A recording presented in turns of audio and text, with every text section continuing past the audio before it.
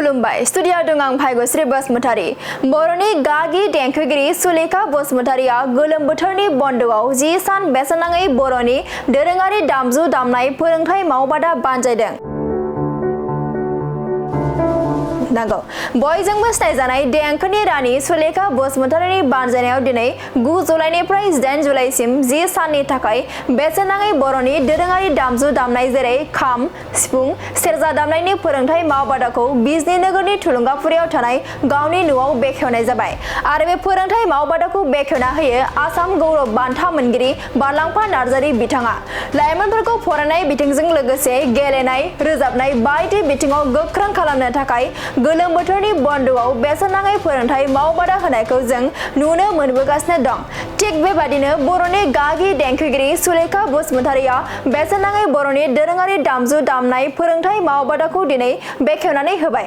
बे दोरोङारि दामजु दामनाय फोरोंथाय मावबादायाव फोरोंगिरि महरै फोरोंगोन बिजनी हालामनि साबसिन दोरोङारि दामजु दामगिरि बिनय ब्रह्मआ। लोगोसे बे हाबाफारियाव बाहागो लाबावो दुलाराय बर' हारिमु आफादनि नेहाथारि बिजितगोरा बसुमतारी, डक्टर गोमोथाव बसुमतारी, दुलाराय बर' हारिमु आफादनि गागि मोसानाय फोरोंगिरि नीला नार्जारी बिथांमोनहा। सिगाङावनो आं बड'लेण्ड बुब्लिनिसिम गोजोननाय बावहरबाय।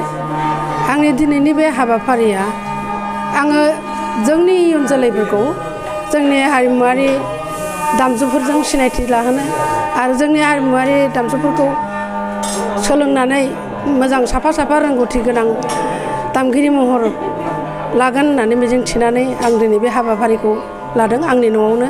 आं जेरावबो जायगाखौ नागिराखै, बेहायनो ओरैनो जाब जुब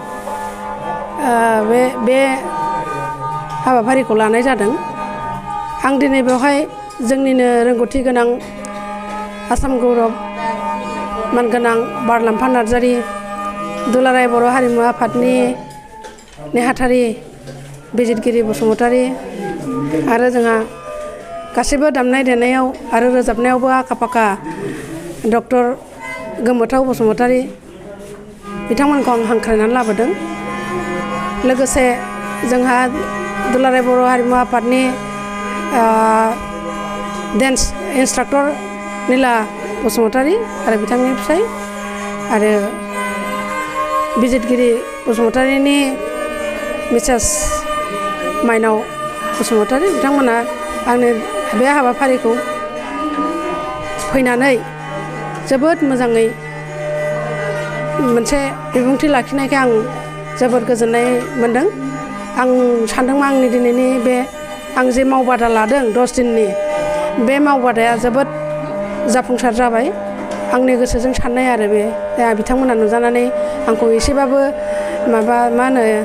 थुलुंगा होदों आरो आंबो दिनै बेबायदिनो जोंनि बे दा बेहाय नुजाफैनाय सोलोंसाफोरखौ मोजाङै सोलोंथों होननानै थुलुंगा होनो सानदों। गासिबो आयदाखौनो आङो फोरोंजोबनो हायाखैबाबो सेरजा, सिफुं आरो खामनि सोलोंथाइखौल' जों दिनैनिफ्राय जागायजेननो लादों। दा साबैसेखौथ' आं दा सानस्लाबाखै, बधय 20 जनसो जागोनदां, 20सो फैदों।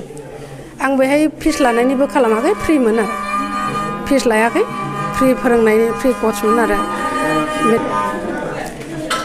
आंनि थांखिया बेनोमोन जे बयबो दिनै बेनिफ्राय सोलोंनानै न'फ्राव मोजाङै सोलोंबाय थागोन आरो इयुनाव साफा राफोद दामगिरि महर लानो हागोन।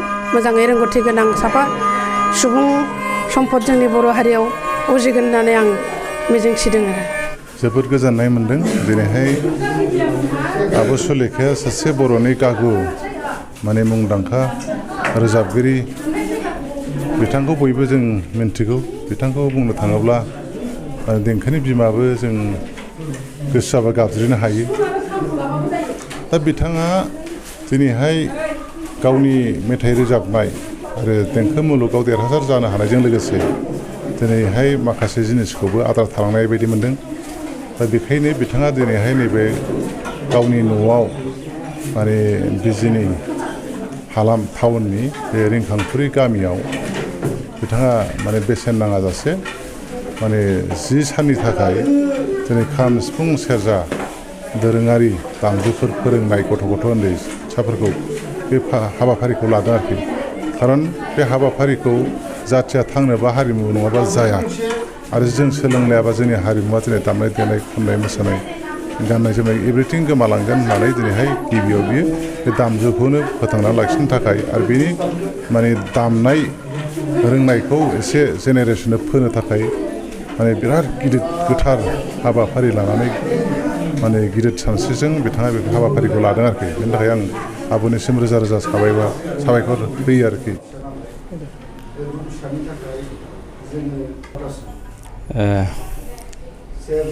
दिनै नैबे बिजनि नोगोराव थानाय जे रिंखांफुरि गामि आरो बे रिंखांफुरि गामियावनो बर'नि गागि देंखोगिरि बयजोंबो मिथिजानाय आब' सुलेखा बसुमतारीनि न'आव आरो बे हाबाफारिखौ आब' सुलेखा बसुमतारीया गावनो बानजायदों जे बर'नि दोरोङारि दामजु खाम सेरजा सिफुं बे दामजुनि सायाव 10 सान जे मावबादा बिथाङा गावनो बानजायनानै दिनै 9 थारिख जुलाइनिफ्राय जागायनानै 10 सान मावबादाखौ लानाय जादों आरो बे मावबादाखौ दिनै फोरोंग्रा हिसाबै जोंहा बिनय ब्रह्म बिथांखौ लाबोनाय जादों आरो जों दिनै बुंनांगोन जे आब' सुलेखा बसुमतारीया गावनि जे